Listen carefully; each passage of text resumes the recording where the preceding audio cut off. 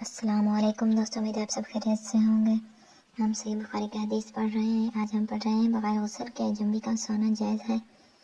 ہم سے قتیبہ بن سعید نے بیان کیا، انہوں نے کہا ہم سے لیث بن سعد نے بیان کیا، انہوں نے نافع سے وہ ابو ابن عمر رضی اللہ تعالیٰ عنہ سے کہ عمر بن خطاب رضی اللہ تعالیٰ عنہ نے رسول اللہ صلی اللہ علیہ وسلم سے پوچھا کہ کیا ہم میں سے کوئی جنابت کی حالت میں سو سکتا ہے؟ فرمایا ہاں، وضو کر کے جنابت کی حالت میں بھی سو سکتے ہو۔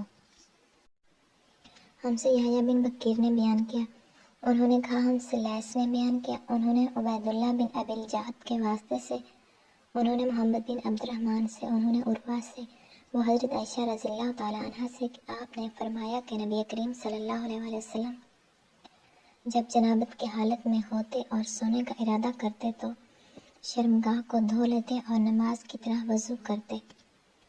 حضرت جویریہ نے نافع سے وہ عبداللہ بن عمر رضی اللہ تعالیٰ عنہ سے کہا، عمر رضی اللہ تعالیٰ نے نبی کریم صلی اللہ علیہ وسلم سے دریافت کیا کہ کیا ہم جنابت کی حالت میں بھی سو سکتے ہیں؟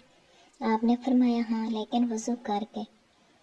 اس سے ثابت ہوتا ہے کہ وضو کر کے ہی سونا جائز ہے جنابت کی حالت میں۔